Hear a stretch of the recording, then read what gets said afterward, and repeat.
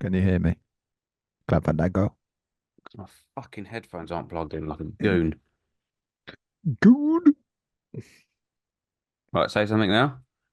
Good. Yeah, recording. Hold on, I've got to move that lamp. It's like I've got a fucking good idea throughout the whole podcast. Otherwise, give me a second. Hmm.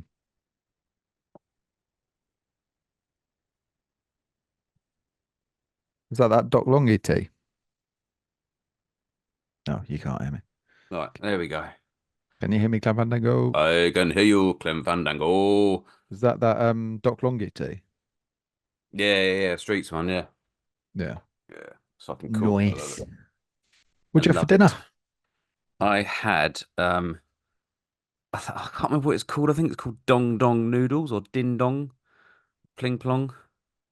Um, Is this a joke about penises? no. It's noodles with like Yeah, udon, sauce and no, it might be udon noodles.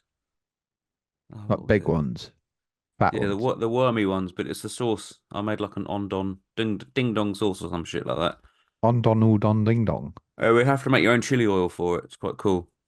Yeah, right. No, it's not cool. It's quite hot, spicy, like a Nice. knick-knack. See what I've got here, You listener. didn't ask me what I had for dinner. Sorry. What did you have for dinner? I didn't think we were actually doing that when you I'm texted me not about telling you that. now. I'm not Okay, telling I you now. bet it was something really fucking bangers and mash. No, I had firecracker chicken. Oh, what the fuck's firecracker chicken? I think it's Korean, I Hmm. think. Made it from scratch, Hmm. obviously. Have Um, we turned into a cooking podcast? hmm. Welcome to the Kitchen Social Podcast. Hmm. No, it's like a sweet, spicy sauce. I do it with like green beans and tender stem broccoli and onions. Onion. Hmm. Oh, very good. Yeah. Go on, carry on. What you were saying. More important than my food. See what's behind me. Listener, Yes, I do. there's a new piece of equipment behind me. However, Where the fuck's your um, embroidery machine gone? my embroidery machine is next to me. It's here. Oh, right. Um, however, listeners will know if you listen to another episode. This is the exact model of the item that I bought from a reputable supplier of screen print wares. Um, however, it's not from them because they fucked me off. So yeah, I won't go into details, but they're fucking useless. Um, Yeah. uh, but this exact model came up for sale on Facebook the day that I told them to go and shove their fucking flash and give me a refund. Yeah, and it's from the guys down at Sea Dog down in Portsmouth. So I drove along to see them last week. So shout out to Sea Dog, fucking lovely guys. Hello, So sea dog. I met Joff and Stu, really cool guys. They even helped me put it in the van and everything. It was mega. I'd have just fucking booted you out the door. Yeah, I mean it's a long way. They've got two flights of stairs, mate. Long way to fall. It'd be like one of them comedy falls. Mm. Yeah, just rolled down two flights of stairs.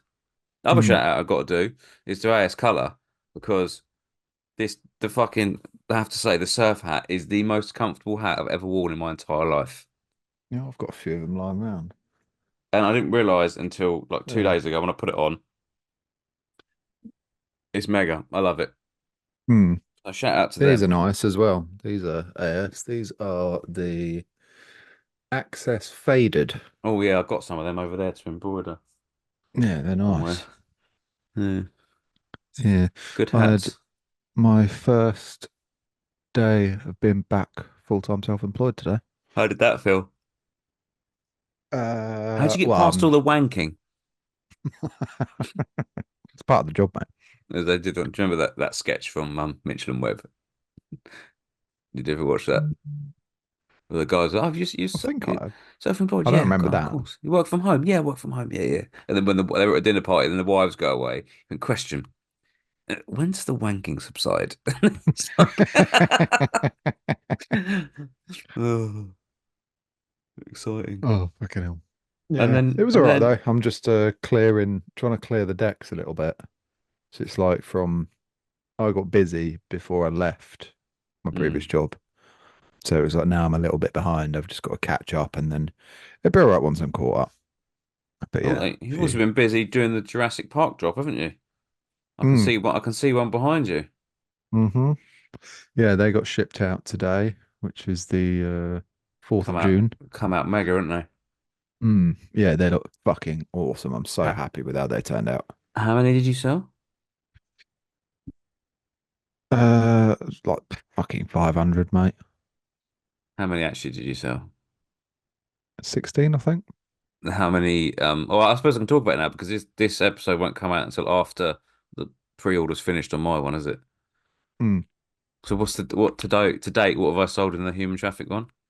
I think you've done six. That's less than 16. Yeah. Thing is, though, with the Jurassic one, I didn't actually expect it to sell particularly well. It's weird, isn't it? It's how it goes, But isn't it? people fucking loved it. Like, People like it was Jurassic great. Park. I have gone niche too niche again, I think. Well, I mean, it's still selling.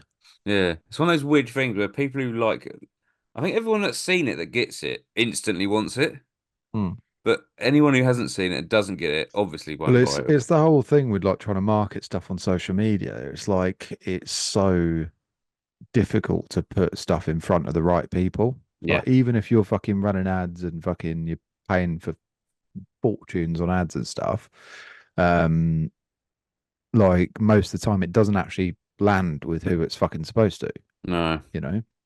but it seemed I think we've done it. To get like 6 sales from basically just running one ad. I don't think it's too bad. Well, I mean, I put a tenner behind it. Yeah, the ad's paid for itself, isn't it? Well, fucking 10 times over, yeah. Yeah. Like, no, maybe not 10 times, but Hmm.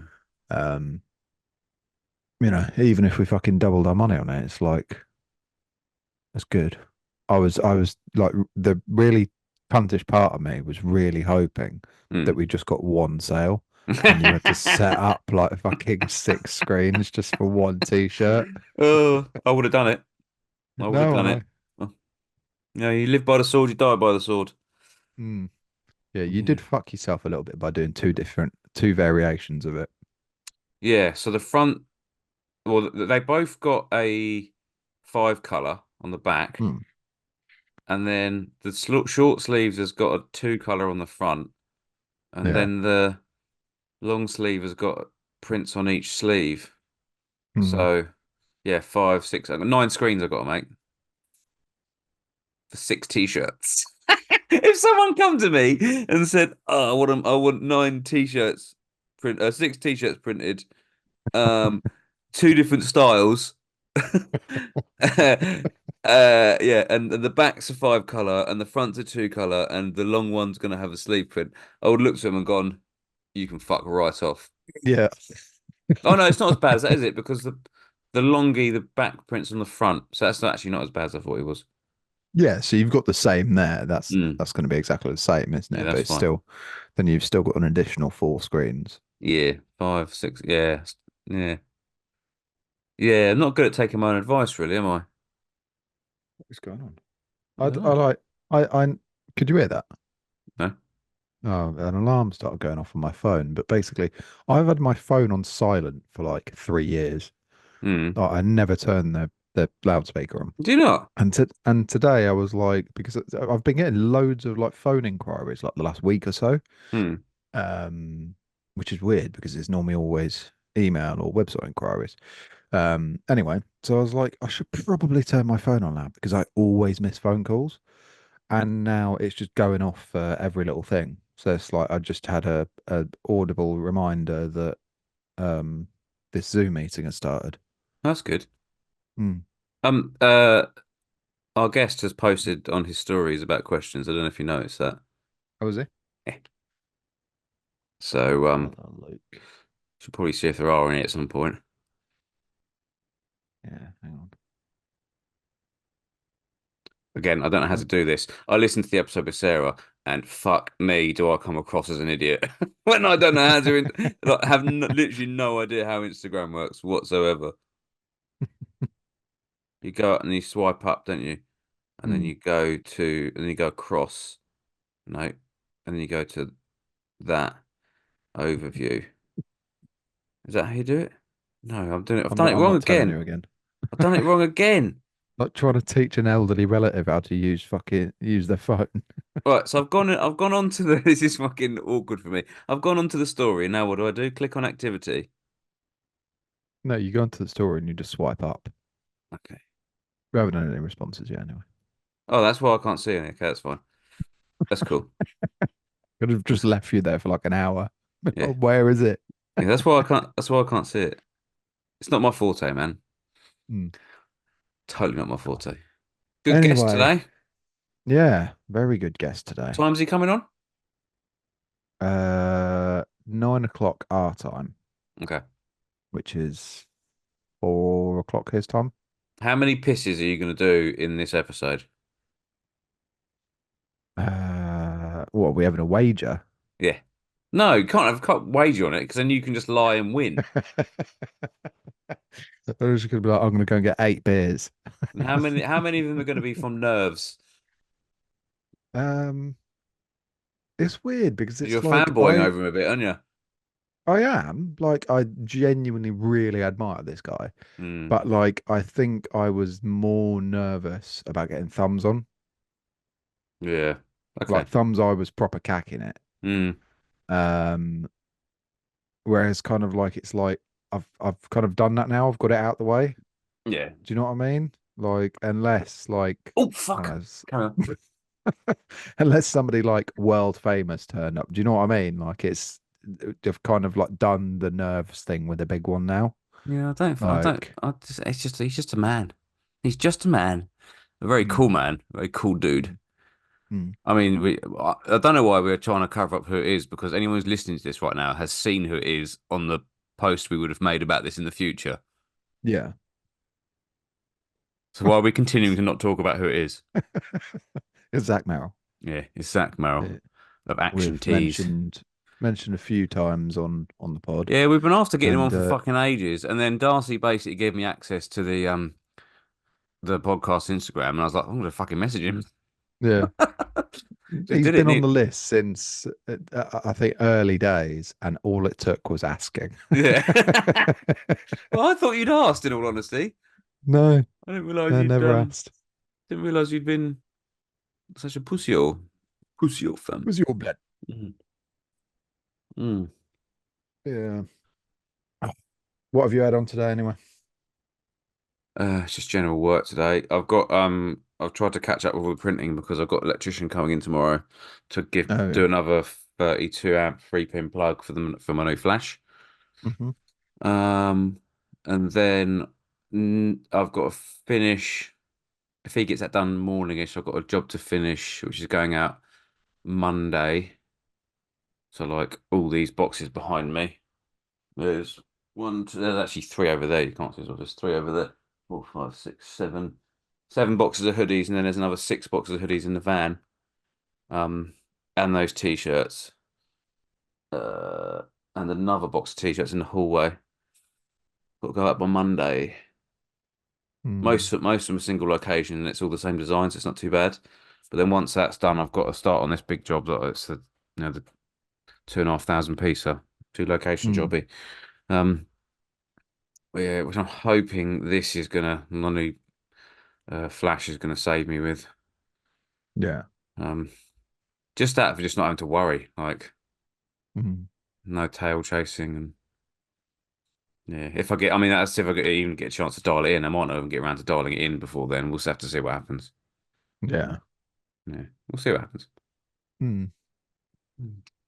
How many jobs you got on at the moment? You got lots and lots and lots and lots Yeah, I mean, and there's lots. no there's no particularly massive ones. They're all like around the 100 piece mark sort of thing. Hmm. Um, but yeah, I'm just behind on a couple of them, so it's pushing everything back a little bit. Hmm. Which is so it's just a bit of a juggling act, trying to figure out which ones are going to be okay with it. Do you know what I mean? Hmm. Like, because I know there's a couple that aren't going to be okay with it. But it just so happens that they're the most recent ones that have come in. But if they get delayed, I know they're probably going to be a bit fucked off. Um, so it might be a We case of we call it shuffling the deck. Mm. You like move things. That's actually what I quite like to have orders that are booked out relatively far into the future. Like I don't mind doing things that are like 4, 5, 6 weeks in future because I Yeah. know if need be, even if they're not due till then, if I get an order that drops back or one that comes up more priority, I can shuffle things around. I can go, well, actually, I can spend sort of 2 days, I mean, the get the that one ready problem to with the go. ones that I've got on at the minute, as I said, they're all pretty much all of them are like around the 100 piece mark. So I know they're all going to take a similar amount of time. So Yeah, it's not like, oh, I could squeeze these two smaller ones in yeah, and get them out of the way, sort of thing. It's like it's just an awkward amount of like not massively clunky jobs, but 100 shirts on a manual is still 100 shirts on a fucking manual. mm. Um, it's time consuming. So I don't know. That's what I need to sit down and figure out tomorrow. Um, You need to and buy an do auto, mate. That's what you need artwork and to do. shit. Oh, yeah, I'll just put it in the garden. Yeah, do that, mate. Why won't you do that? That's what Paul's Yeah. done. And it's not an auto. Hi, Paul. Speaking of autos, I watched Alex's live from a Supreme screen. Oh, I missed it. Was it Uh, good? yeah. He was just I think he was bored. He Has was he? just But I think he's not been in the place for a little while, has he? I've not seen anything no, from him for ages. His he's been doing the pizza place. pizza shop, yeah. Hmm. But I think he said one of his I can't remember what his name is. Was it Kev? I think it was. I think he said he's been on holiday the last week, so he's had to go in and Oh, do yeah. some work. He's double But dipping then. yeah. It Because I had sounds a like job he's got a that lot came on, in. but I had a job that came in last minute. It wasn't. It was like it might happen. It might not happen. It's all based on like pricings and stuff mm. and timings. And it came in. It was 1,600 tote bags. Ooh. And I was like, and it was like Single color? six color. Oh, six color, Yeah, Jesus. front and back. Oh, fucking No, hell. no, it was 6 color on the front. It was 3 color on the well, so side to side, not front and back. Yeah. So I was like, well, I was like, I don't really want to do it. I mean, I can do it, like, because Mm. it wasn't difficult artwork or anything. I was like, oh, I'll message Alex, see if it, and I messaged him. I was like, dude, I said, this might be a bit of an ask, but do you reckon you could? Like, I literally listed everything. This is what it needs. This is when it's been done by. And Mm. he was like, yeah, that's actually plenty of time. And I was like, for fuck's sake. Yeah. Like, What I did you just give feel like him? Like 6 hours? such an amateur. Yeah, I was like, I need this in 27 minutes. He was like, Yeah. oh, well, he was like, oh, I've already done it. Like, no, Yeah. yeah. I just No passed the idea. details on for him in I the end. I don't, outsourced a few jobs to him last year, um, just because they were like big last minute ones, mm, and it was for a band that was on tour, and I was like, well, Alex is the perfect bloke to go to. I did probably half of it here, but I just couldn't fucking fit it, like, physically do it. mm, So I sent it to him, and one of them was I can't remember how many shirts it was. I think it might have been 400 shirts. mm, And so they wanted this big design on the front, which was 4 or 5 color, I think it was. Um, and then they were basically they wanted half of them, or maybe not even half, maybe 100 of them or something, printing with the tour dates on the back, and they were deciding what to do with the rest of them. So whether keep them as tour tees or just use them as like standard merch and put them up on the site, sort of thing, without the tour dates on. mm, And anyway, they were like, oh yeah, if we decide like we do want them all with the tour dates and that, how quick can you turn it around? And I was just a bit like, well, it's like 400 shirts, like, you know, I can't really do that. So anyway, I sent it to Alex, and they suddenly decided last minute they wanted it all with the tour dates on the back and everything. And he was like, yeah, ship them out tomorrow by midday. mental, I was innit? just like, what? Yeah, yeah, How? yeah. It's mad. He's a good lad, though. I've got a Yeah, lot of shout out time to for him. Alex. I have to say again, I'm not mentioning Sea Dog again. I don't think I've ever been in a print studio as clean as theirs was. Really? It was immaculate. Like, it's quite an old building. Like it's quite an old sort of they reckon it was an old like where trams were worked on, like an old tram mechanic building. Because there's loads of All little right. like faux archways, obviously where the archway was, and the floors have Yeah, now yeah, come yeah. up to that. So it's quite an old sort of I wouldn't say higgledy-piggledy, but it's like you can see it's an old industrial unit. Yeah, But yeah. despite that, there's not a fucking speck of dust or ink or anything anywhere, like anywhere. Even like I walked into their, he showed me around, and I walked into their washout area. and the only real bit of dirt is like the usual. You get a slight bit of overspray, like Yeah, yeah. near the or like if you drip a bit of water on the floor, sort of thing, when you're taking a screen out of the. That's literally the only bit. I've never seen a studio as clean as it. It is incredible. Fair enough. Yeah, yeah, really fucking like makes me want to clean more. And I clean quite a lot already. That's that's a mad thing. I don't do enough of it, but it's just again, it's just fucking time, isn't it? Mm. It's like there's more important things to do sometimes than making sure something's squeaky clean. But then again, if you've got the fucking time to do it, Yeah, go for it. yeah. Yeah. Anyway, he's here. Is it? I'm gonna have a wee before we jump on. Yeah, he's a bit Fucking, there's early. number one. Let's do a tally, shall we? I'm doing one now, I so I do, don't have to go for a I while. do actually need a wee myself. I didn't go before. Come on. Oh, I know, right. I know. Well, I'll see you next door. I'm back first. Speed piss. Walked into the fucking door handle, didn't I? Bless you. Mm. Right, shall we? Let's get him in. Yo, Hello. Hey, mate. hear me. Yeah, I can hear you. Sick. How is Uh, it going? Good, man. Let me just check my settings here. He's gone. That was a short episode. I think it's good. You're back. Yes. How's Our, it going, mate? our first Good. How are transatlantic you doing? guest. Yeah, you're our first guest from over the pond. Yeah. Nice. Nice. Nice. Yeah. Nice. Yeah, really appreciate you coming on. It's a bit more difficult to arrange when there's such a time difference, isn't it? What time is it where you are now? It's 4 p.m. Mm, yeah, it's 9 Nice. over here. It's not at night. It's depressing. Where are you Well, guys located exactly again? say again, sorry. Where are you guys located again exactly? So we're both down on the southeast coast of England. Um, Ah, yeah, so we're sort of, well, I suppose Brighton's probably the place most people have heard of near where we are. Have you heard of Brighton? I have actually. Yeah, yeah, yeah. Yeah. Totally. Well, I mean, not a million miles from London. Like probably 70 miles from London, just further south. But Gotcha. yeah. And you're sort of like in the middle, aren't you? Yeah, I'm like Pittsburgh, Pennsylvania, so it's basically in the middle of the country. Some people consider it like Midwest, Mm. but I definitely don't at all. Midwest is like yeah, farmland and like cornfields and like cows and stuff, and that's kind of a stretch for Pittsburgh to be that for me at least. Nice. Fair enough. Is that where you're from then? No, I'm originally from Connecticut, New England, basically like the woods, small town. But it was a really cool spot to grow up in. I was close to like major cities, but I didn't like have to live like in the city, you know. Yeah, yeah.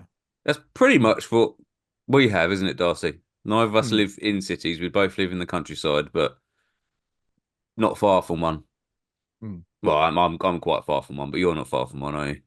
I think the difference is though, if we wanted to like travel to the other side of the country, it'd probably take us 5 hours. Yeah. Whereas Well, I it's think kind of Zach like could be that. there for days, being like, "Where is the sea?" Yeah, it's kind of like that in Pittsburgh too, in a different way. And like sometimes, man, it can take me like an hour to travel like 10 miles, and I'm like, all Mm. right, this is overkill compared to what I'm used to like in the country, where it's like, oh, 30 miles, 30 minutes, Yeah, and yeah. Mm. it's like here I'm like, oh god, I had to learn real fast like what times to like not go out. Yeah, yeah. Oh, Fucking hell. amazing. Fair enough. So before we kind of jump into it properly, then, do you want to introduce yourself and tell us a little bit about what you do? Sure. Yeah. So my name is Zach Merrill. I'm a screen printer, designer, and creator of action tees, which are basically retro inspired t-shirts. I screen print by hand, and they're packaged like action figures. Yeah, That's an That's the awesome short elevator pitch. version. That. yeah. I've had to like lock it in, you know. Yeah, yeah, I bet. How many times have you had to say that? Oh God. I mean, at least not that many, you know, but I try to be very efficient in all aspects of life. So I just kind of carry it over, you know, like elevator pitch. Here's what I do. Hmm. Even after saying it, I'm like, I could be shorter. I could definitely be shorter. It's pretty amazing what you do, and that you're do you know what I have to say? I don't mean this nastily, but you've ruined screen printing for a lot of like screen printers, because people see what you do and how you print oversized, and they come to like people like Darcy and I have got commercial shops and go, "Hey, Oh, nice. I want some t-shirts done like this," and I'm like, "Sweet, you can go and speak to him because there's no fucking way, Yeah. there's no way I can do that." Yeah, it's funny too because I'll get people that will come to me and they'll be like, "Oh, print, you know, the oversized or whatever jumbo shirts from our brand," and I'm like, "Oh no, I can't do that. You're gonna have to go talk to a shop." So it's really back and forth, you know, I think just my ruining like everyone. my standardized response to people who come to us for like the mega oversized jumbo stuff is like, yeah, you're just gonna have to do that yourself. I'm not going anywhere near it. I'm gonna have to Just start like doing that. Yeah, it's awesome, but it's it's you and headache. Bremer. You are the two people single-handedly causing the most stress to print shops worldwide. Yeah, yeah, man. We got to move things forward somehow, you know. Yeah. So how did you guys come up with that? I mean, how basically was Action Tees born? Because it's so niche and yet somehow completely like understandable. Like the second you see it, you totally get what it's about, but it's also something that you don't see anyone else doing. So how did that all come about? Sure. Um, so I mean, honestly, it came from a point of me just wanting to do something for myself. You know, like the first Action Tee, which was about a year ago now, which is pretty crazy that it's only been like a year. Oh, it's been. Was everything about it was just kind of like I was fed up. I kind of wanted to get out of like the screen printing like game. You know, I had just been so focused on just like, okay, how much like money can I make doing this for so long? You know, what can I do that people will like really like be into it? And I was like, you know, like I'm done. I was just mentally fried and exhausted. And I just wanted to do something that I was really excited about, and just the idea kind of came to me in combining, you know, my love for just kind of like 80s, 90s, like retro package design, and screen printing. And I just kind of like merged the two, and I just kind of threw it out on the internet, you know, just to share it because that's what I did. And it was just kind of crazy and really cool to see people just naturally respond to it. And I've just kind of been riding that wave of just doing what makes me excited and what I like to do, like ever since. And yeah, it's been cool. So it really started just kind of from a point of uh, just like that's it. I'm just gonna do what I want to do, and whatever happens, that's fine. You know. Do you feel that that freedom and doing that is actually what's made it so sort of understandable to people? Yeah, I think there's definitely an aspect to it for sure. And you know, it's just that kind of scene in general of like the retro stuff and like the action figures and like comic stuff and superheroes. I think just naturally there's kind of a lot of um I don't know if magic is the right word, but for some people it just gets us like stoked. It gets us like excited. It Yeah. reminds us, you know, of you know, times when we were kids when things maybe at least felt simpler. Hmm. You know, when we could buy whatever an action figure from, you know, our parents got it or we saved up our money. And it was just like the coolest thing. You know, Mm. it was just like this is really cool and exciting. And it's that feeling that I wanted to bring to t-shirts. So it's like when you get it, whether you get it in full packaging or not, it's like, oh, this is something really cool. this is something really exciting. This is something that, various levels of me connect to. And I think because I connect to my work in that way, I think other people are able to as well. I think Mm. it's probably a bit deeper than that though, connection wise, because I think what a lot of people like personally, like this is how I feel when I see your work, is you look at it and you go, right, the reason that's so cool and different is because you've not gone, right, what's popular? Let's do a money grab, like Mm. let's ride the wave, whatever. You look at it and there's so much love and intention in what you've done that Mm, it stands out purely just from that. Like before you even look at like the graphic and the detail and everything else you've built around it shows it as something completely authentic. mm. Yeah, I appreciate that. Now That's say something I something nice don't. about me. Yeah. Uh, do So you have a facial piercing? That's nice. I dig Thank that. you. Thanks, mate. just applause.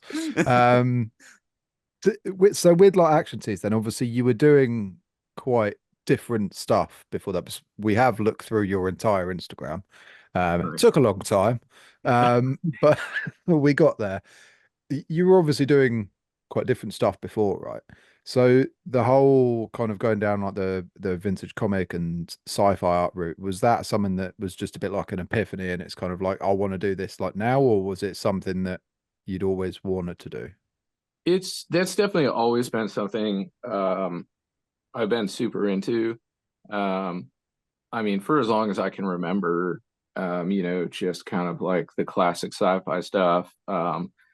My dad was really into a lot of like some of like the black and white sci-fi stuff. Um, some of like the original Sinbad movies with the stop motion animation. I always forget that guy's last name, Harryhausen or something like that. Just that whole vibe, I just always was really stoked on and just really loved it. Um, yeah, and so that's something that I think just kind of grew and stuck with me through time, and then kind of learning more about, pop art and stuff like that, and just Mm. the intersection. Um, I'm yeah, glad you said pop art because one thing that your art screams when I was looking at it is sort of it's Warhol-esque. hmm, Purely, interesting. yeah, I almost see you as like an intersection between comic book art and sort of the Warhol style, which I know they're very similar anyway, but they're also quite distinct in like with the repetition and things. But your actual methodology more than anything, because Warhol had a very sort of laid out method of how he printed things. It's almost like Mhm. you've taken like the style that you love and the thing you love, and then you've gone right. Let's use this really cool like method of doing it. Yeah, yeah, and I think a lot of that comes back to just my love for process, Mm, and that just ties in so well with the traditional style of like screen printing too, where you break down all your like color separations. Typically black goes last, and then you kind of lay it all out, and then you kind of see it come together. It's very cut and clear, and there's a mm, lot that I really enjoy about that. And so a lot of that ties in with pop art too, which I am continually just digging more and more into with my process. And okay, how can I make something as bold and readable and striking and attention grabbing as absolutely possible. mm, It's like the majority of the way that we consume media these days is, on like a 4 or 5 inch screen. mm. So anytime I'm designing or working on something, I'm thinking, okay, how is this going to look, 3 inches big? And that's a big uh, aspect that ties into pop art too. It's like the bright colors, big bold lines, and so much of that is with comic art. There's just a huge intersection there, and it's cool to kind of play within those boundaries. Well, I Mm. think what you're almost doing is you're making what you do digestible digitally. If that makes For sense. So sure. that's a weird way of putting it because even your process, like if I put a video up of me printing with my carousel, people Hmm. sort of they get it, but they don't fully get it. Whereas your Sure. process, people can see you printing one color at a time, like dunk, there's that, dunk, there's and they get it. They can fully engage with it straight away. So you're almost like Yeah. you're stripping back a sort of a layer of people being able to comprehend what you're doing as well. Yeah, Well, I think it's that's also always adding been. so much more value to what you do as Yeah, well. Like 100%. in the being able to actually see your process from, start to finish sort of thing. I think if me or Pab filmed a video, a reel or whatever of us doing it, our process, it doesn't, although technically it's the same thing, Mhm. Mm. it doesn't like come across as well, if you see what I mean. And it's Sure, yeah, I think almost like the way we do it and the only way we can kind of film it, it almost devalues it a little bit. sure. Um, which is yeah, it's just very cool what you do. I appreciate that, and that is a really interesting point to make because I think about that often. There's so many people out there screen printing, and so many people doing a killer job. And sure, there are people that can use more modern equipment and whatever, and do essentially pretty similar to what I'm doing.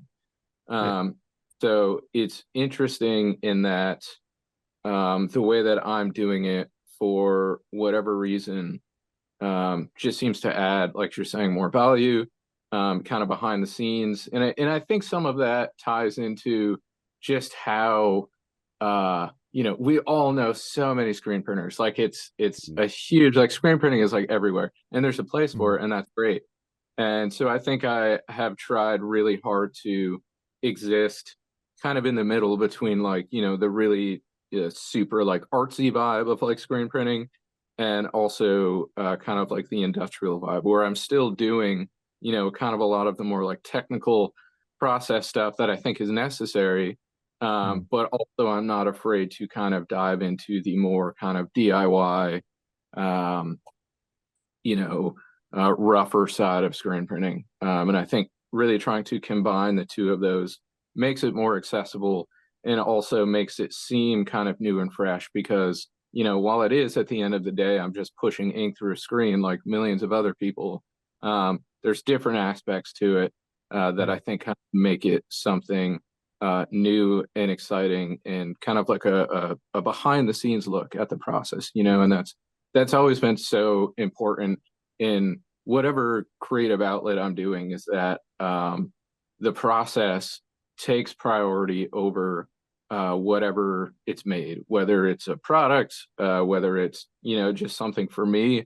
Mhm. It is made that way because of the process, and the process determines the final product. And so something I always say is, with action teas, it's always process over product, and that's kind of one of like the foundational things. If there was anything for action teas, it would be that would be a big one.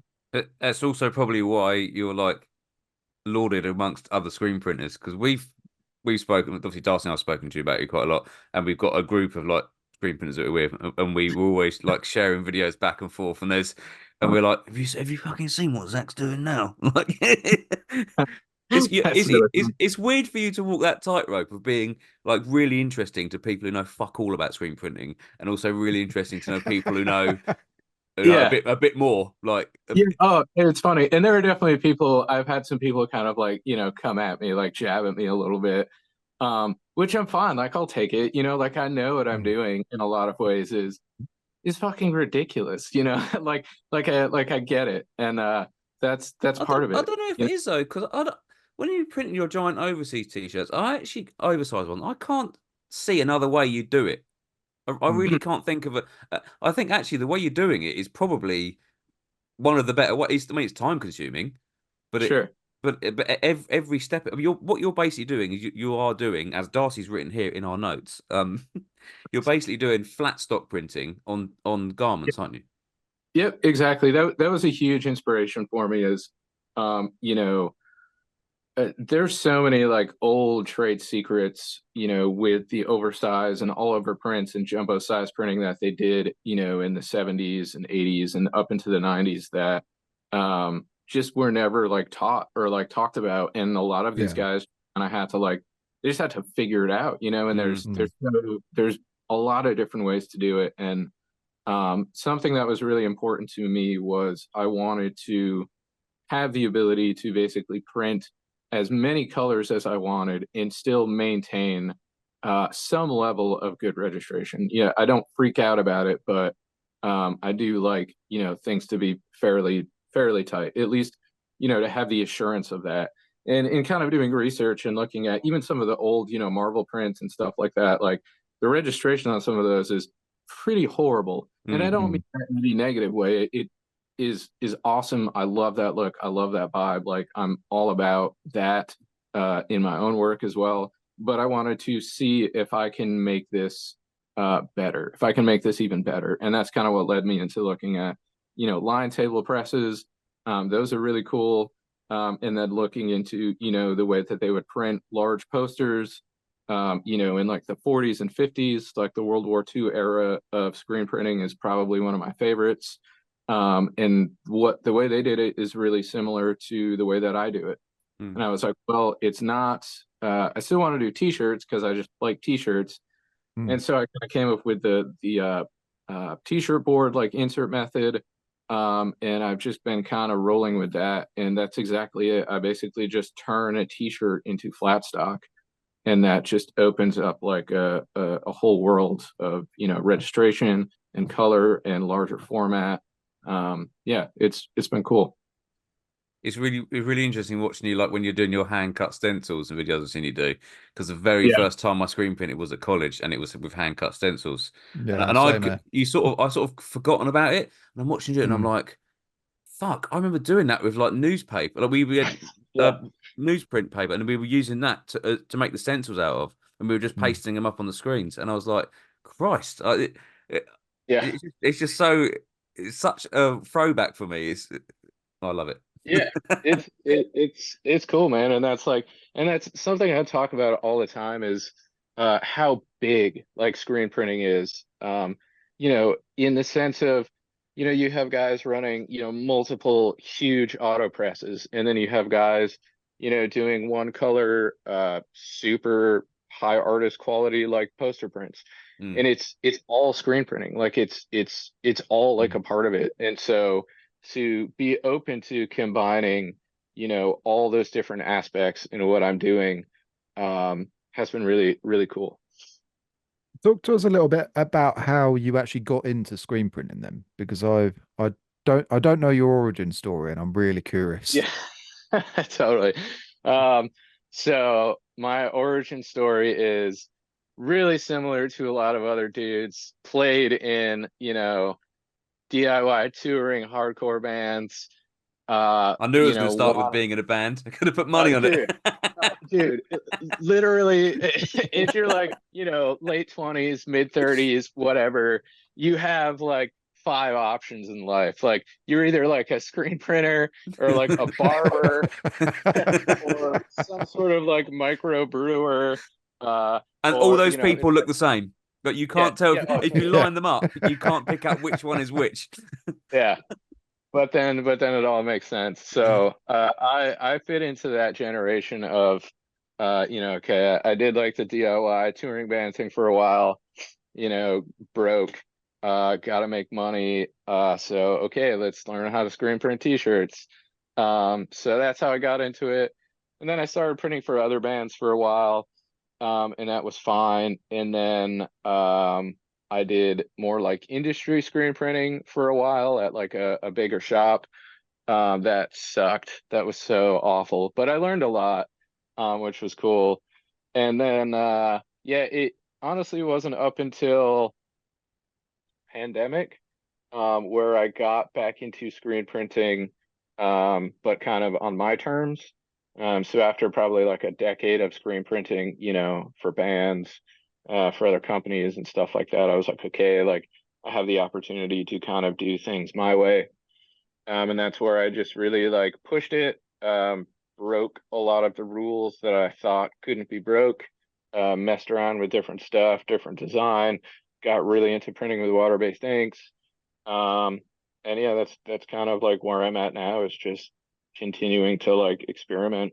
It's been like a decade of screen printing in all kinds of different areas. Fair Amazing. enough. Well, how did you come up with Action Tees as a name? Was there like a like just a sort of it made sense as a name, so you went for? Was there like a inspiration for it? Yeah, I can tend to like obsess about things for a while. Like I'll just get really fixated on something.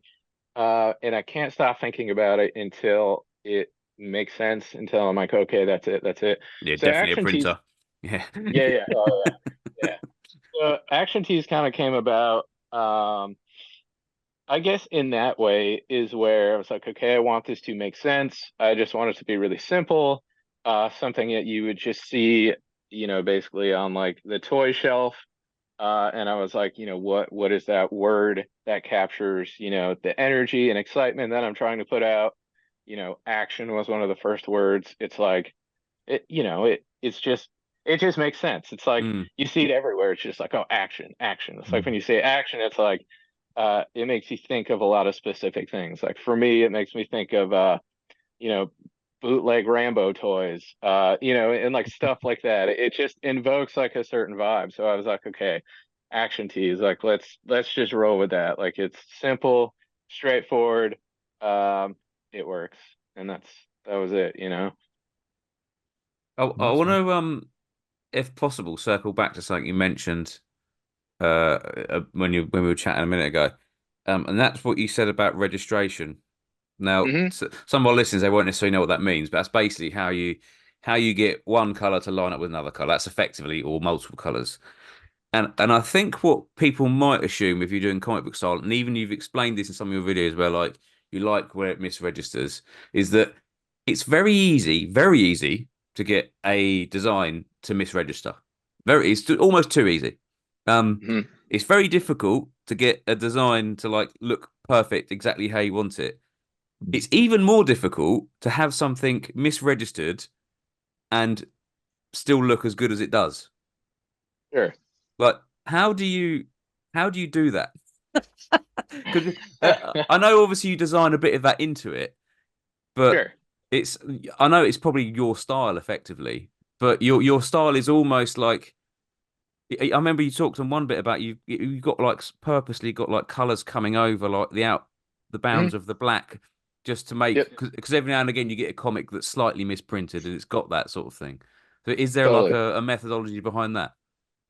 Yeah, totally. So a big thing that kind of goes into that look is um all the artwork that I'm working with, I do all the coloring for, and I draw the color separations by hand, whether that's traditionally, using vinyl or whatever. Typically, it's going to be like digitally, and so that allows me to um, have more control to have less control, basically, if that makes any sense. So I can use my final black layer essentially as a guide. And I know, okay, in this area here, there's going to be a little more shadowing. So I'm going to, make sure that the color separation that I'm drawing in here goes right to within the bounds of the black. And another example, and the beauty of using water-based inks is I can do color overlays and create, multiple Mhm. colors. So yellow and blue make green. So if I know that in this part of the design, I want it to look like there's going to be a shadow, I can go in and draw, maybe outside the bounds of the black area. And then I can do the same with the blue and the yellow. So I know that when I print it, I'm going to create green in that area. So that's kind of a more technical kind of like art um, standpoint in creating kind of like the loose registration feel.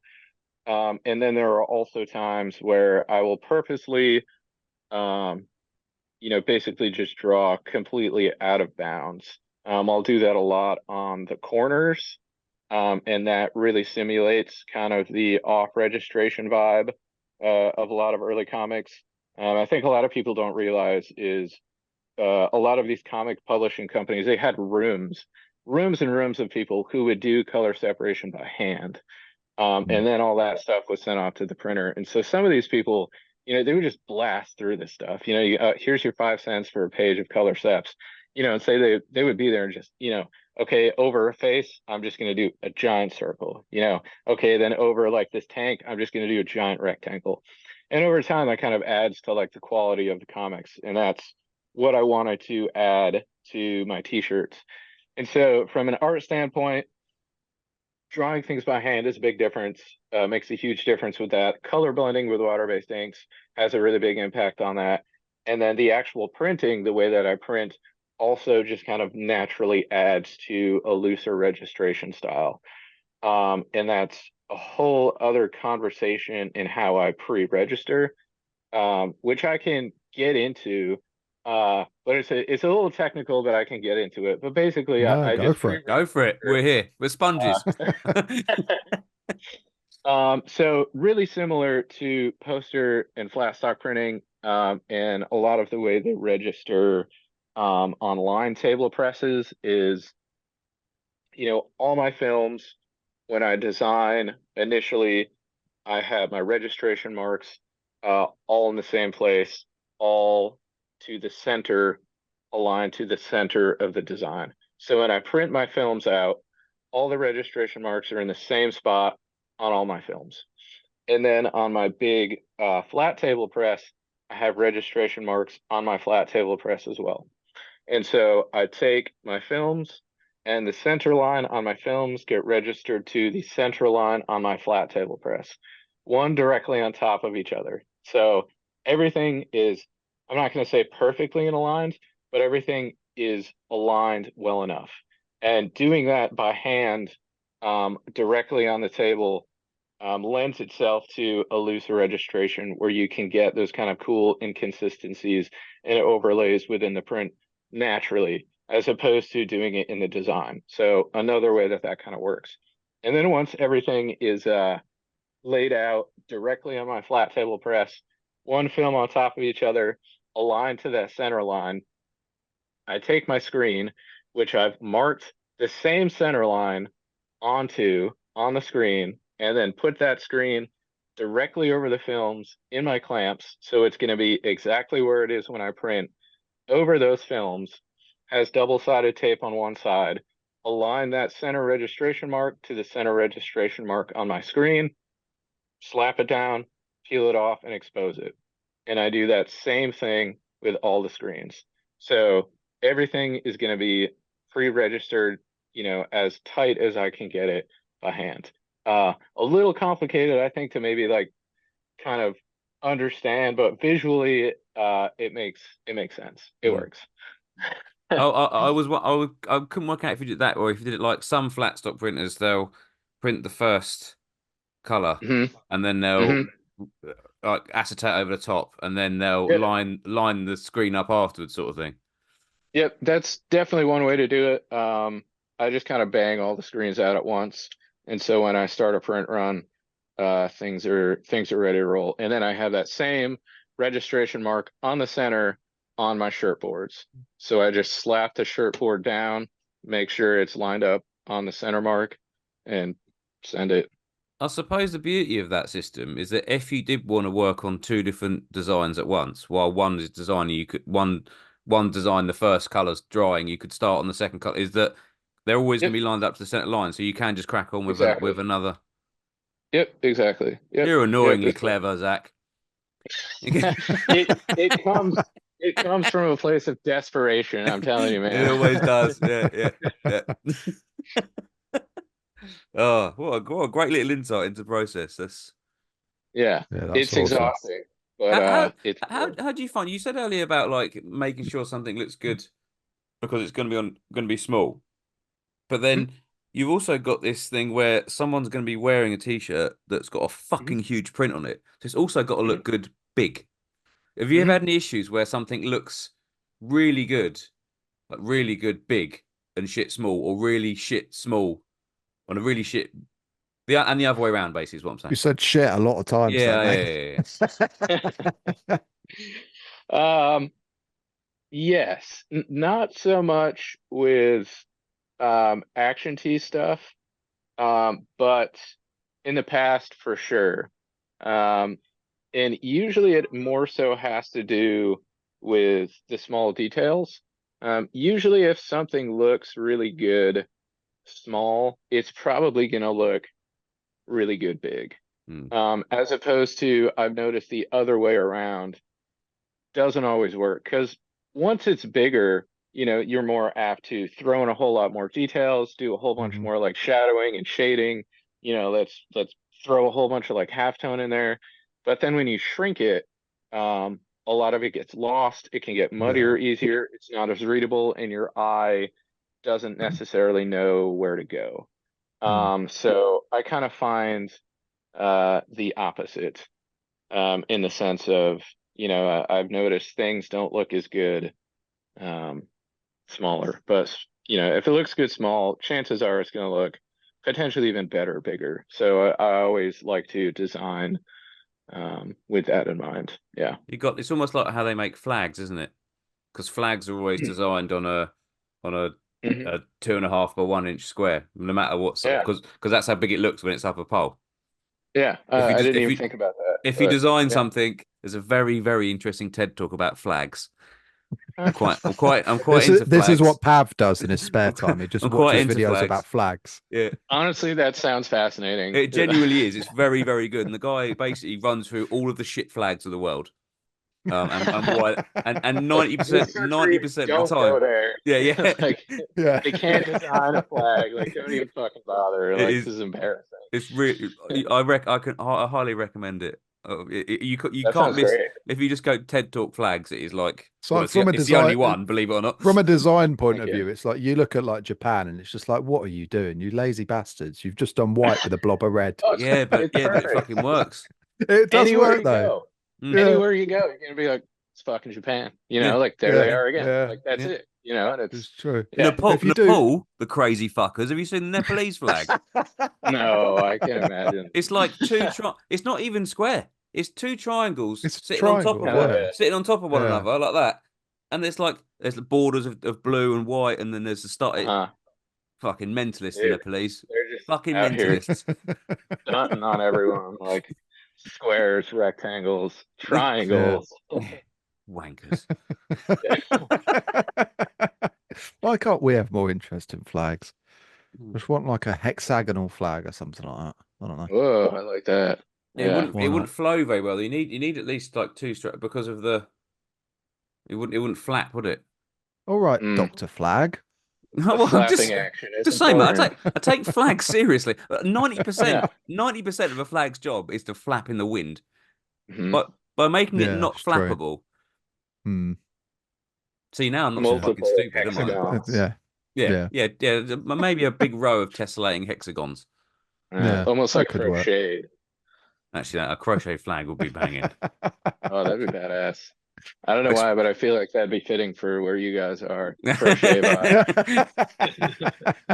There was a thing where people went around crocheting all the things for the coronation. There was lots of crocheting done for Nice. the post boxes. People were crocheting Mm, things to go on the Uh-huh. top of all our I post forgot about boxes. that. Yeah, it's actually Very quite cool. cool. I could just imagine I like that. loads of grannies like furiously like, oh, gotta make a fucking Yeah. gotta make another one, gotta make another one. Bless Oh them. man.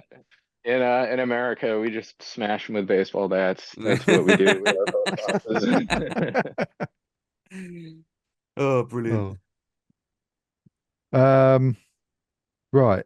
On that tangent of flags, where are we? We do have a like a loose list of questions that we kind of Sure, of gradually make our way through, but we always end up going off on tangents, like you've course. just seen there. So, you Flags. know. Um, so I want to know about your actual design process, kind of where does it start? Where does the inspiration come through? Do you use any kind of like source materials and things like that? Hmm. Totally. So it's it's almost a little bit different for every design. I started, and this kind of ties in with I'm always trying to push my process. I'm always trying to, learn and better my techniques. It started basically with, seeing a comic book image, and thinking, I can work with that. I think that's going to translate well to a t-shirt. And that usually is the start for a lot of it. Just seeing something and whatever something in my mind clicks, and I'm like, that could work. That's something that I connect to. It never has anything to do with, what's hype, what's popular. Like, I don't I don't have the time or the mental energy to try and chase any fads or what's popular. So, I have a big old stacks of comics just everywhere, just because I enjoy them personally. And when I find the time, I kind of flip through certain images, color palettes, layouts, will just really hit me, and inspire me. And so, I'm trying to think as a good example. So the first action tee, just like the big Doom face, that was a black and white, pencil and pen illustration, by Jack Kirby, that had gone up for auction a few years ago. And I was just like, that's sick. I love that. I was just really drawn to the big face. And so the process for that was really, okay, I want to take, just aspects from it. I didn't use any of the background. I wanted to redraw aspects, of the face to make it a little more graphic. I wanted to add some halftone texture. And then I wanted to color the whole thing. And so that the majority of that was done digitally. And so that was kind of the process for that one. Obviously, a lot more involved, than that. And then, there are other times where I'll kind of take, different images, collage them together, do my own line work over them, do my own, color work. I pretty much am always doing my own color work. Um, and then for this most recent drop, which is going to kind of be like basically like a 1 year anniversary drop, it's going to be another, Doom, shirt, which I'm really excited about. That one I started from, my own like pencil sketch. And then I went in and I inked it. I like to get to inking like as fast as possible because it gives me that really Mm. like bold, readable line work, Yeah. that I'm looking for, as opposed to like looser pencil sketches, which is great. I love that. But I just find it translates better, just nice, thick, like bold lines. That's something that I like a lot about, Kirby stuff, that I think a lot of people don't recognize is, if it wasn't him inking it, whoever was inking his work, they really, did a lot to make sure to capture like really thick lines, really thick black shadows. And Yeah, that's yeah. something you Like don't that see. heavy black style sort of thing. Yeah, and that's something you don't see a lot in like modern like comic art, which I miss a Yeah. lot, but that's something that I'm always like moving closer towards with my own, drawings and sketching and inking. And so that's something I really pushed, for Mm. this most recent drop. So it's pretty much always find something, I either rework that image directly or I do my own version of sketching, inking, and then do all the color work, typically digitally. And then that involves all the color separation. And then from there, I'll do the package design, and start printing. Yeah. So Mm. design work for me is all over the place. Like I don't have any kind of super set, thing. Mm. I pretty much, the only like if there was like a rule that I have is, I never try to just basically directly copy or replicate anything. It would be so much easier in the sense Mm. to just like, oh, cool old picture. I'm just going to drag it into Photoshop and it's good to go. And Yeah. I think a lot of people, might confuse my work and think that that's what I I'm was just doing. going about to say that. Have you had But much of it's, that? Because until I actually went and did a deep dive on you, mhm. I thought that was part of what you're doing, which is still really fucking cool. But Mm. actually, Sure. the more I saw about what you did, the more I was like, holy shit, this is It's, it's an insane amount of work that you put in, like design is, truly insane. hours and hours. Some more than others. Like there was a lot of work into this most recent Dune drop. Like I just really wanted to push it and just have my hands involved, as much as possible from the beginning and making like the original sketch and doing all the inking. But yeah, I mean, if if I really wanted to just take an image, drop it into Photoshop, have Photoshop do all like the color separations for me and slap it on a t-shirt, uh things would be so much easier and way different. But I just don't have any desire to do that. There's people who already do that and Yeah. that's great. That's fine. that's, if anything, a better, more efficient way to do it. Um, I but don't think it's yeah, not that's what just you're about though, is it? right. It's It no, it's I really try to create something new with something familiar, mm, and that's always been really important to me. And like I always like to say it that I'm always learning, like I get a lot of people tell me all the time, you're just stealing artwork mm, or doing this. Not a lot of people, but I do get that. And I understand where they're coming from. mm, And that's a whole other conversation to be had. Um, but I also think that people don't understand what it is that I'm actually doing, Mm. mm, because it is these days really easy for someone to just pull whatever image off the internet and just hmm. slap it on a t-shirt. Well, I think And everybody that's always just wants to take a shortcut to get to the. It's almost like Mhm. the shortcut to profit, almost, isn't it? It's kind of like Sure. slap it on a shirt and we'll sell loads of them. And it's Yeah. like so Yeah. so me and Pav run a brand together, and we do like a lot of pop culture stuff. And Nice. this Jurassic Park t-shirt that's behind me, I'll get it out in a Oh sec. yeah. Um, was like I was I could picture it in my head like what I Hmm. wanted, but I just couldn't figure out the style of what I wanted to do. So like my kind of like uh, not background, but kind of like I used to draw when I was a kid, but then when I started drawing Nice. again when I was an adult and started doing graphic design, I very much went towards like the kind of traditional tattooing sort of style and everything, like Sick. big bold lines, bright colors, stuff like that. But I Yeah. always had this thing for like really like noir comics and like heavy black and stuff like that.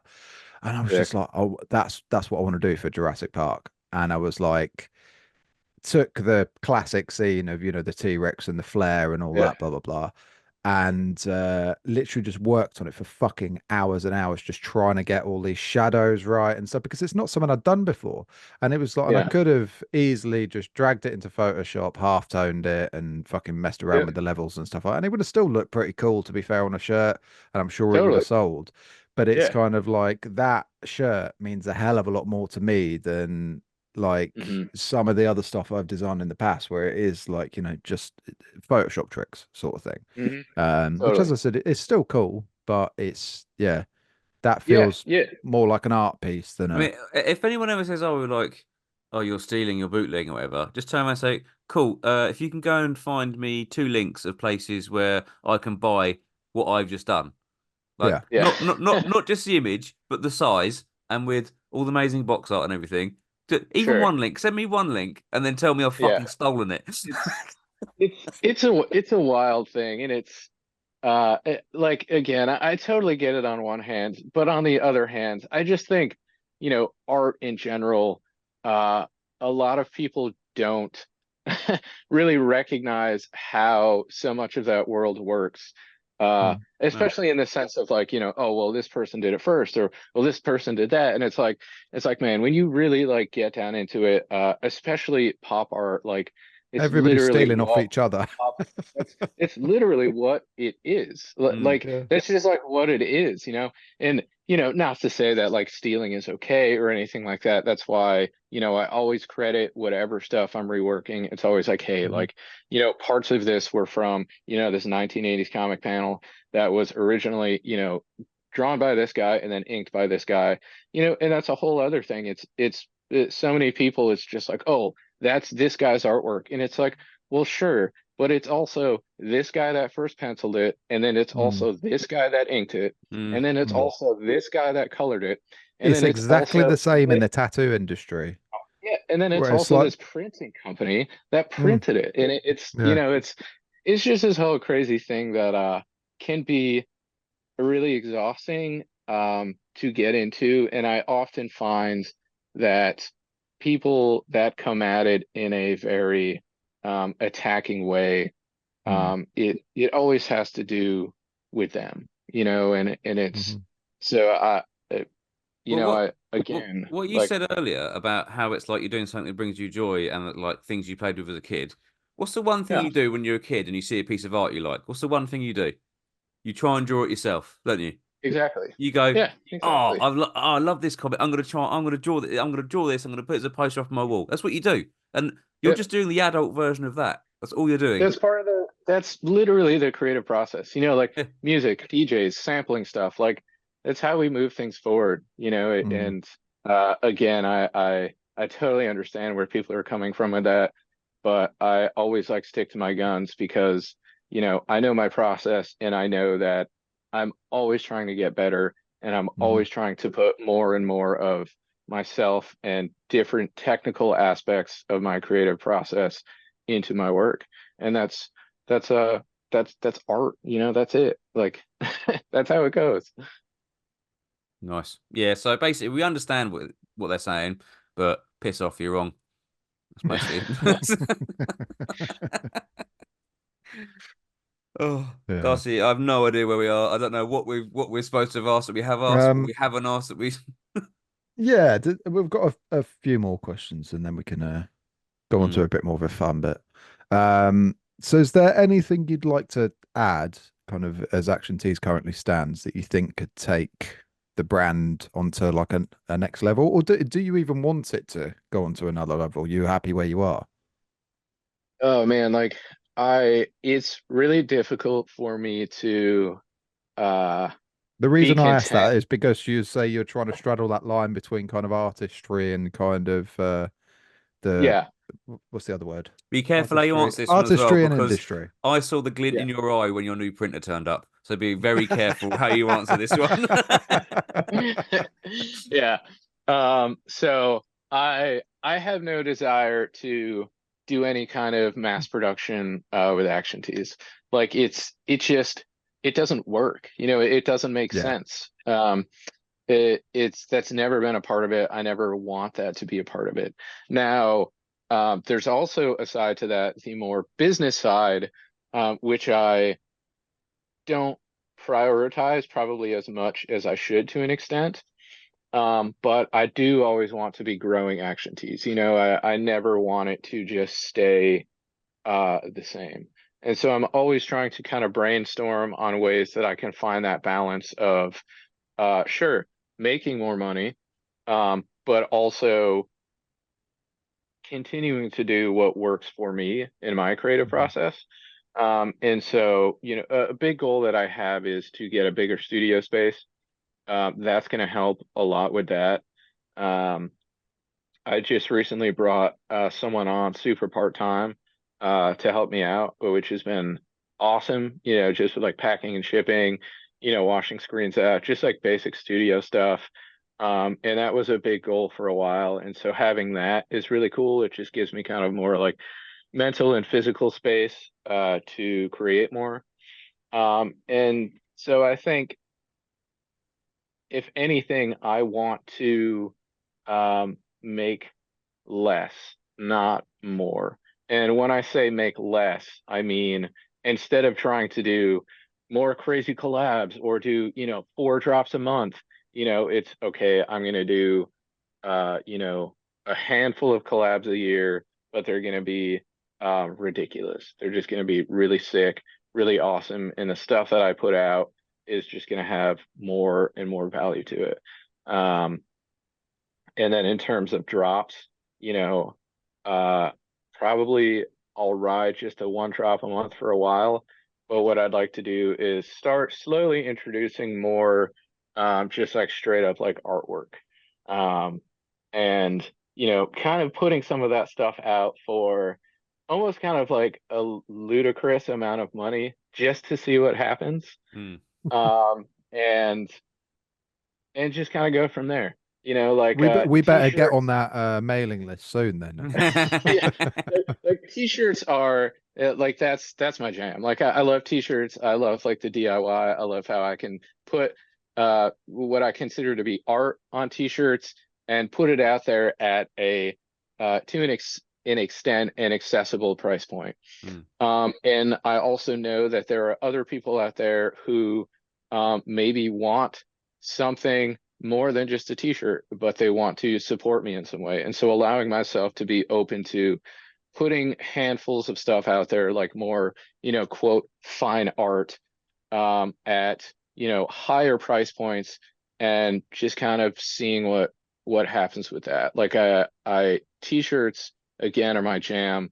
I never want to be just like, the artist in the sense of like, oh, I only do, just super expensive over the top like fine art prints. That's it. They're $3,000 each. That's all I do. And you have to come to like this exclusive gallery show. And it's like, no, dude, like I am like an old like DIY hardcore kid. Uh, Still the amount that I charge for some t-shirts is hard for me to wrap my mind around.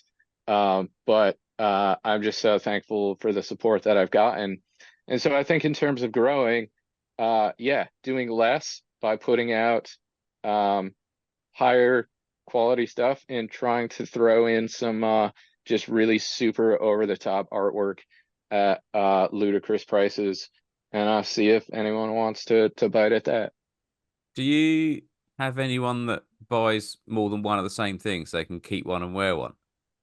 Yeah, yeah, Yeah, I I've was been seeing because that that's happen. exactly what I'd do because that's how fucking sad Yeah, I am. yeah, I've been seeing that happen more, which is it's cool. Like it's really cool to see Well, that. I'm what's really cool about thankful that for is that.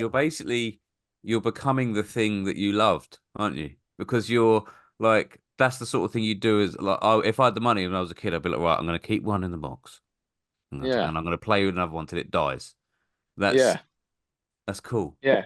It is cool, and I often don't take the time to really like think about that, but it is really cool and humbling to think that there are people out there who, you know, want one to wear and want one for their collection, basically. It's Mm, like, huh, people are like starting an Action Tees collection. It's like, oh fuck, that's you guys are fucking awesome for that. And thank you. yeah,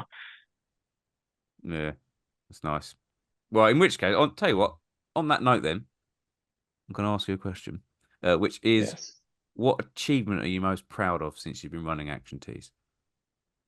Um, Big or small? Probably I'll start with big. Probably the Czarface collab Yeah, was that was so fucking fucking cool. cool. Just like so sick. I just pulled out like a sample the other day and I was like, man, that's really fucking cool looking. And that was awesome. And it just happened like super organically. And all those dudes are really cool. And it was just super smooth process. The artwork from Lamore was just like, so easy to work with, to make like the big face and then to use the album artwork for the package design. It was just like a dream collab, and to have that as my first collab was just like, okay, this is the bar, like this is it. And so that was probably a really big accomplishment, the biggest one that I'm really proud of so far.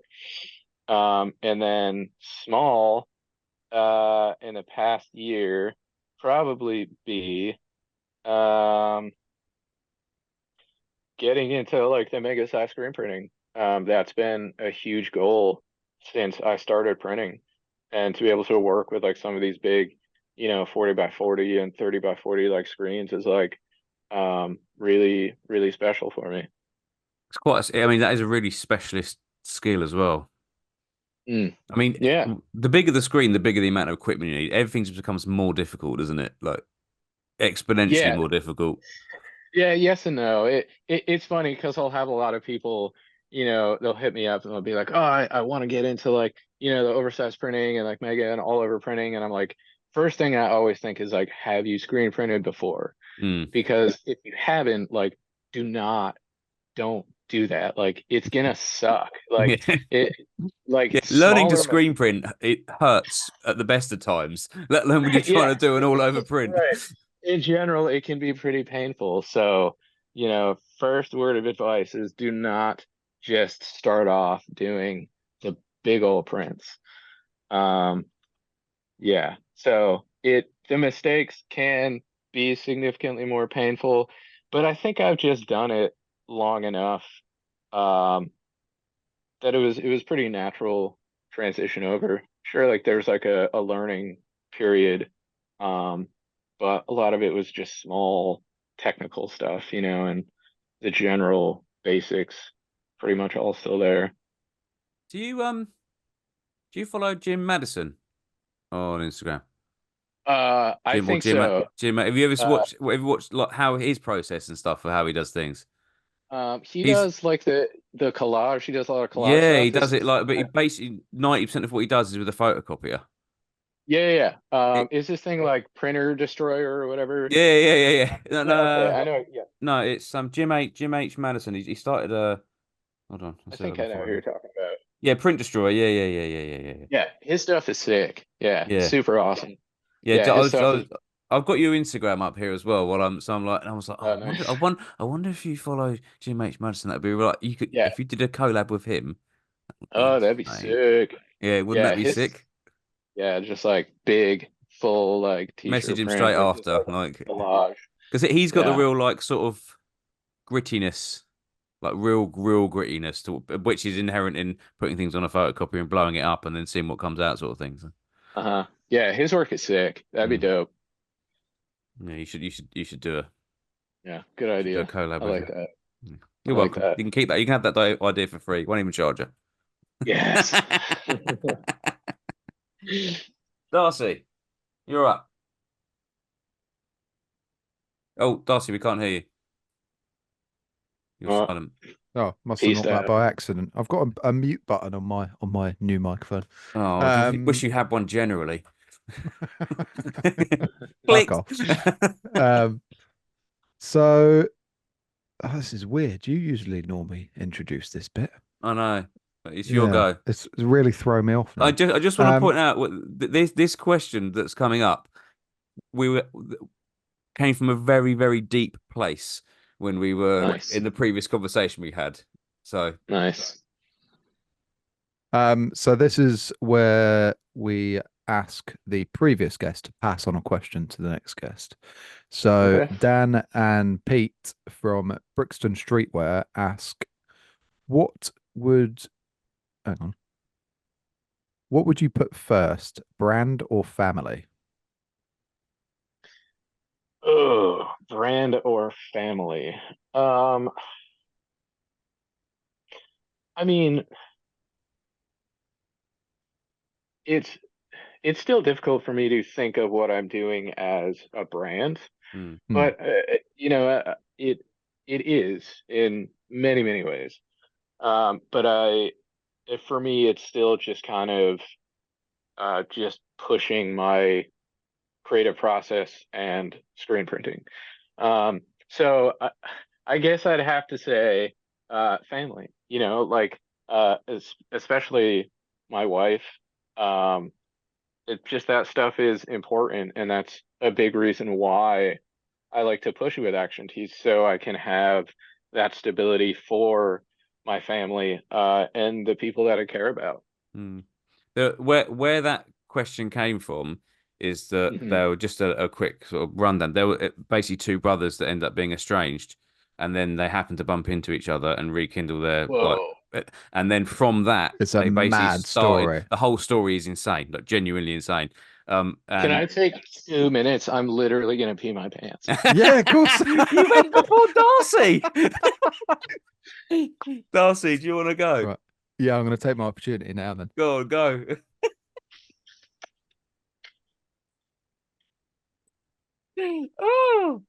Oh, this is hilarious. This might be one of my favorite moments on the Brand Social podcast, listener.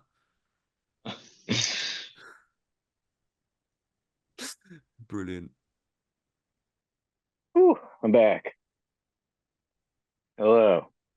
You won't get why I found that so funny, but basically, Darcy is completely incapable of recording episode without going to the toilet multiple times. Nice, nice. Oh man, that He's was sort of brutal. known for it. Yeah. So what I was basically saying was that their brand started out of their family basically. So for them, the two things are so intertwined that Hmm.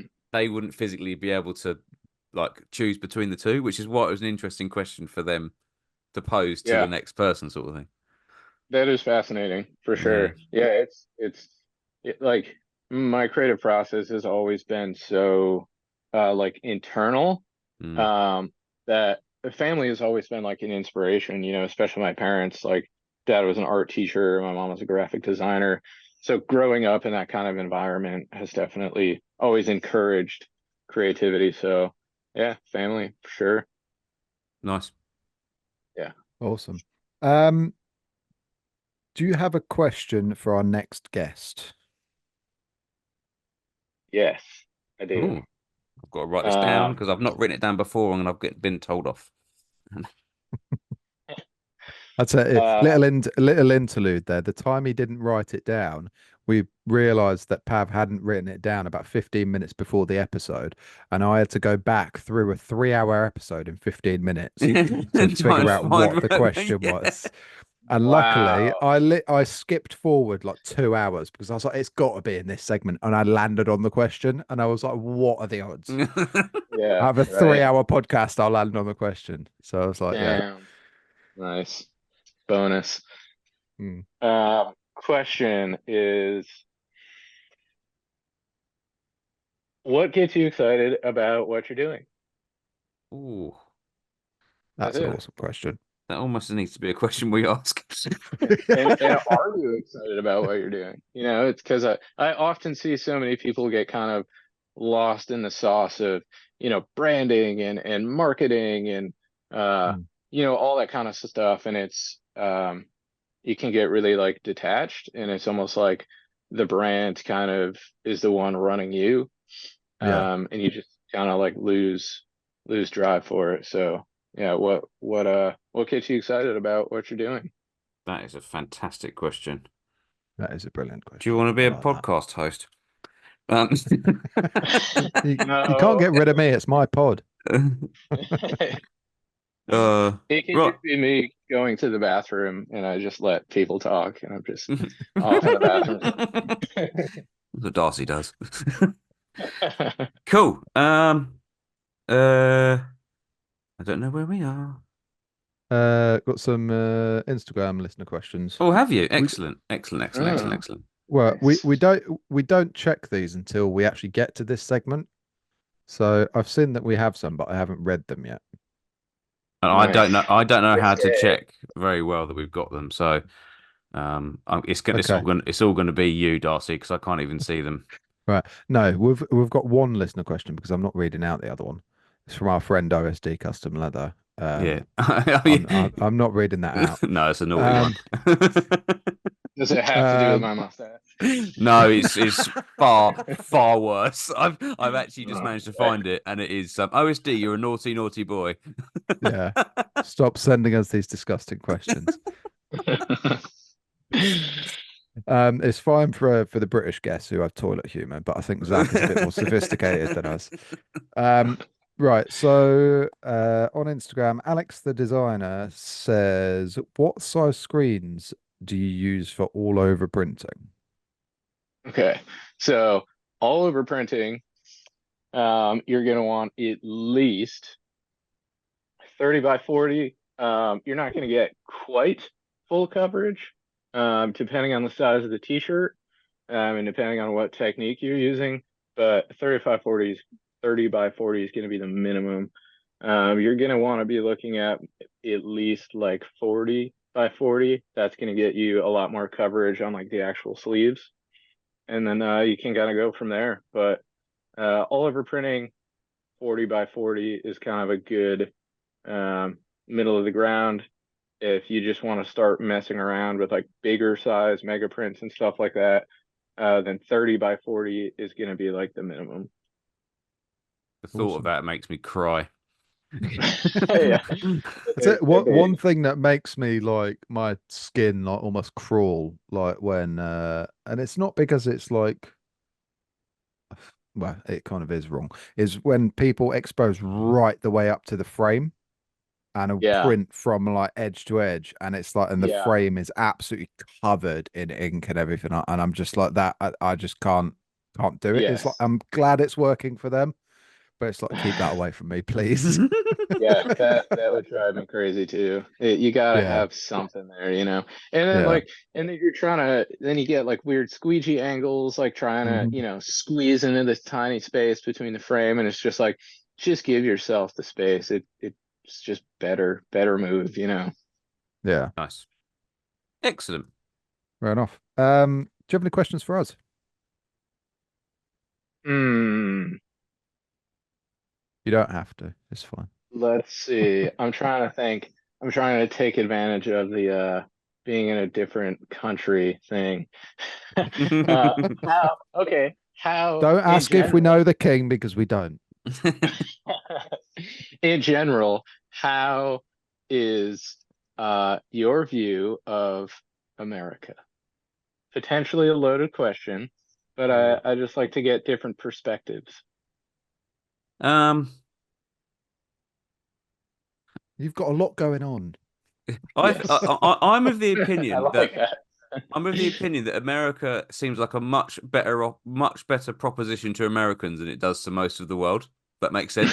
Like, I like that. Yeah. That's good. um, Yeah. but having visited lots of times, Yeah. it's I've been to America a few times as what well, and what it's like what you I've what you never had a see is bad completely time. different. Look, yeah, I've never Yeah. had a bad time over there ever. No, I've never felt unsafe or anything. So it's like you got to take what you see again with a pinch of salt and everything. But yeah, that's Mm. Sure. yeah. I think if you've, don't think you should really have an opinion on something like that unless you've been there. And I have spent a genuine quite a long time in America. Sure. And yeah, and it's a wonderful place. I could never live there myself. I could never live Mhm. there. I'm not built that What are way. you on But about? It's like literally like 800 times the size of the UK. You've got every bloody climate, every type of fucking weather and everything. yeah, It's like 20 Yeah. countries rolled into one. Like it's Yeah. it, I couldn't. that's what's There's weird about America for too much me is choice. how big it is. And it's just like so like both me and Pav like listened to a Shirt Show, which you were on obviously, Sure. and hearing like people from all these different corners of America and stuff, and it's just like the descriptions of where they live and everything. It's like it's just mental how big a country it is, sort of thing. Like Yeah. the UK is Yeah. like what is it, like 600 miles long or something like that. Like Huh. My understanding of how big America was came from when I went to a supermarket and I went into what was at the time the biggest supermarket I've ever been in my entire life. Yeah. But it was the size of some and towns you near where I went to live. America and that's just like a Yeah, corner yeah. shop. And I went in there and Yeah. I was in there for ages and I was looking for some apples and some veg and stuff. And I ended up having to ask, excuse me, like, is there any where's the fruit and veg in that? And the man Hmm. told me, "Oh no, we don't have that here. You need to go to one of our bigger stores." And I was like, I'm sorry. It gets bigger than this." Wow. Yeah, it completely blew my mind. I was like, That's this. It was the biggest shop I'd ever been in my entire life, and he was telling me there were bigger ones, and all I wanted was an apple. yeah. That's very accurate. I Yeah, like that. That's yeah, good. yeah. I feel like I'm consistently in a state of just being very overwhelmed by everything. Mm. Yeah. I think that's just a general world weary thing for everyone, though. I don't think I Mm, feel that much different to that. mm. Um, yeah, Wow. Wild I don't time. think you're alone there. Good to know. Yeah. Um, Shall we do some randoms, Pav? Shall we have some yes, fun? yes, yeah. Well, this And whole then we'll thing's let been you about go, mate. a different sort of fun. Yeah. Yeah. This is where Pav takes his clothes off. I mean, this is what I signed up for, so let's get to it. You live by the sword, you die by the sword. I like that. That's a good one. Right. So what we're going to do is we're going to ask three random questions each. They're relatively quick fire, so like if you can. Probably not Mhm. the right thing to say to an American, but we'll Jesus, mate. I like it. I like it. I can take it. right. This is Cool. honestly podcast. This is the most I'm going to talk this entire month. We do this like three times, well, two, three times a month, don't we? Yeah. Yeah. Sometimes we record like three episodes in a week if we Yeah, can to get ahead. And that's like nice. it can be upwards of like 12 hours of talking to each other. Yeah. Oh, wow. Yeah. That's why we don't. That's what we're like the It's why we never Mythbusters. see each other in person. Yeah, we're like Mythbusters. We don't like on screen we have a very good relationship, but Mhm. like outside of that, I couldn't even We tell you when his fucking birthday hate is. each other. Right, Darcy, you go first. Oh, fuck's sake. All right, then I'll go Right. first. Go first. What was your favorite toy growing up? uh, First one I remember was a bootleg Rambo figure. I think it was called Action Man. Oh, hate to break it to you, but Action Man was an actual toy we had in the UK, and it was a genuine. You're right. You're It was totally it right. was a genuine, and I've still got most of mine. They're in the That's loft. it. Great. I love it. Yeah. Oh, yeah. There was. Yeah, Nice. I think it was like our equivalent of the Rambo sort of GI Joe style Yeah. thing. Mm. Yeah, you're totally right. That's Yeah. awesome. I didn't realize Action Man was a British thing. Yeah. Oh, Yeah. right. We Oh learned something yeah. new. Yeah. Um, when was the last time you went to a gig? Oh, well, I don't know. 8 months ago, uh, maybe a year ago. I used to play drums in a band around here, so it was probably that show. Yeah. So less than a year ago, Nice. around there. Yeah. Fair enough. Uh, what isn't taught in schools that you wish was taught in schools? Oh, that's a good question. Oh man. God, there's so much. Uh, just probably some aspect of basic financial literacy. Um, that's probably a pretty big thing. Mm. Mm. That would Uh, actually solve a lot of problems.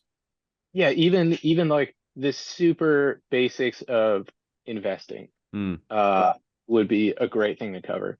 I don't know anything about that, but you can certainly learn and like it works for a lot of people. And so just to have like a really basic like, okay, here's what the S&P is, or here's what Dow Jones, or here's what it means when the stock market crashes, stuff like Mm. that would be sick. Like Mm. that would be cool. Nice. Okay.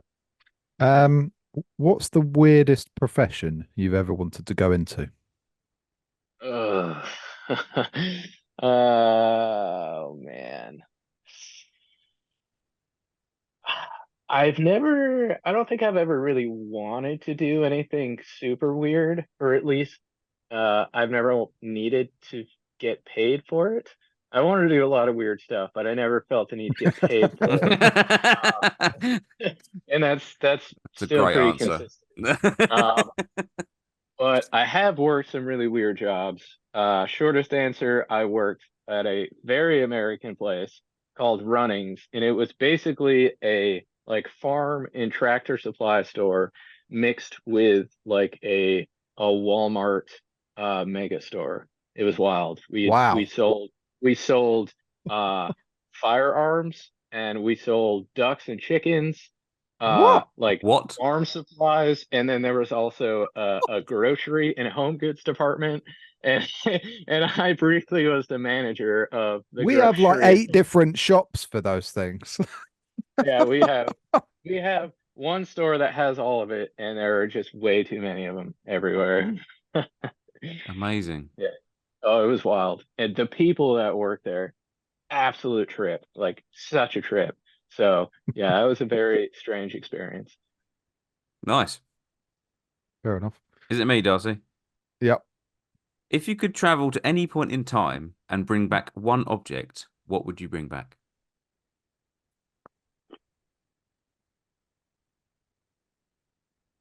Oh, that's really hard. Uh,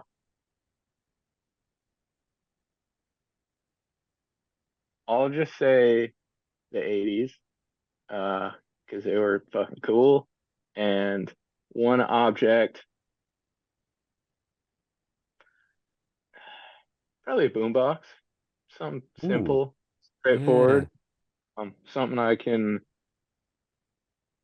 easily access, but it's Mm. still super dope. It's kind of timeless. Play Or, music, have or different like experiences with it. or like the original Sony Walkman, like the blue one Yeah, that with was the another yellow. one I was thinking too. Yeah, Uh-huh. that'd be really Yeah. cool, wouldn't it? Yeah, music's timeless, so yeah. Uh, Why isn't someone and made one of those that it's like an MP3 player, or you can access your Spotify, and so it looks like a Sony Walkman, it looks exactly like it, but then you flip it huh, over and it's got like a screen in it with all your songs on. huh, that's pretty cool. You'll I've never probably seen find that already exists, but if it doesn't, Probably. business. Yeah, Just Yeah, don't tell Sony. So flip right. phones are making a resurgence, aren't they? Like loads of like phone manufacturers are like doing flip phones again. It's like, why? Yeah, because They were Probably useless. because hanging a phone up by folding it in two is one of the most satisfying feelings in the world. it is very satisfying. Yes, Yeah. Hmm. it is. It's wild. My wife runs a vintage shop. That's what I'm in right now, and just seeing the trends in how, like the 16 through 20, whatever, 25, like they want like Y2K stuff. Hmm. And Mad. yeah, and to me it was like this wasn't cool when I No. Oh was no, oh no. there's like a very small part of it that was cool, but Mm. like it's just The it's so majority of it wild. was shit. Yeah, just like being on the outside of trends. But then at the same time, it's like a lot of my stuff is very like 80s and 90s inspired, and there are Mm. people who are Mm. older than me who are like, oh, I used to get made fun of for, reading comics, and it's just the cycle is really interesting. Yeah, Nice. fair enough. Right, I'm gonna bring it down then, just to make everybody depressed. Oh, thanks, Darcy. I knew you would. Yeah. How do you think the world will end? Oh, Christ. I think the world's already ended, Whoa. Oh, are we in a simulation? or the world is constantly in a state of ending and beginning. Just Mm. constantly, every second, every minute, of every day, all the time. Everything is ending at the same time, and everything is beginning at the same time. Like eternal entropy. Exactly. Mm.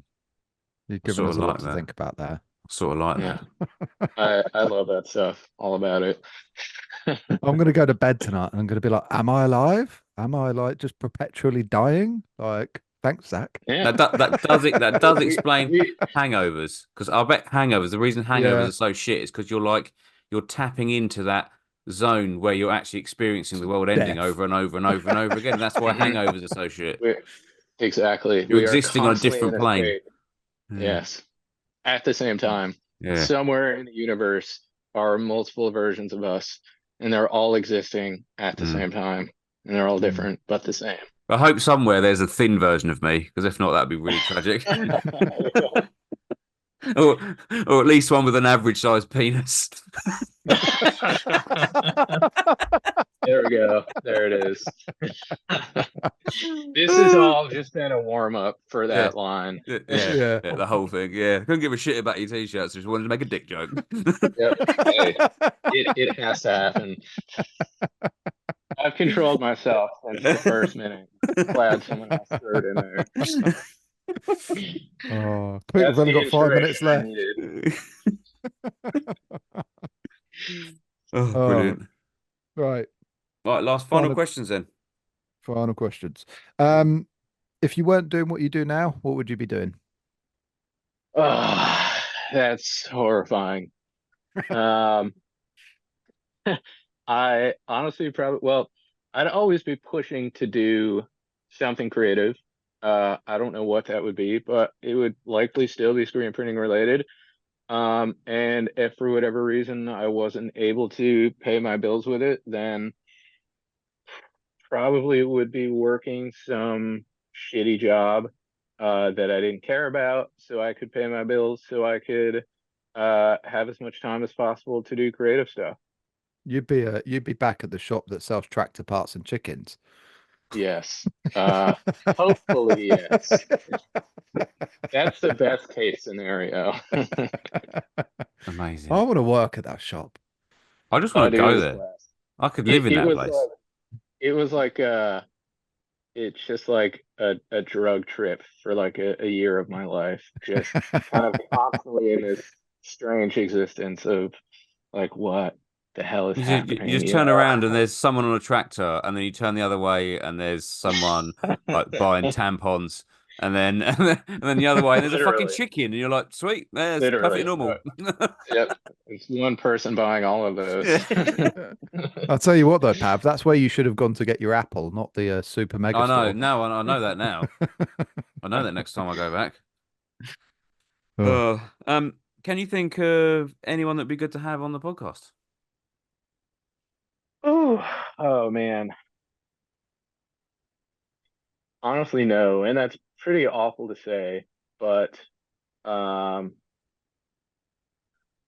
particularly no, I cannot. And not because I don't care or because I think that there isn't anyone like, up to the standard. It's just that I get kind of so like immersed in my own world Mm. that I can be really just completely out of touch with other people doing amazing things like around me. And not because I don't care, but just because um I'm just kind of like, in Yeah, my own for world. you to do what you got to do, you have to be all in, don't you?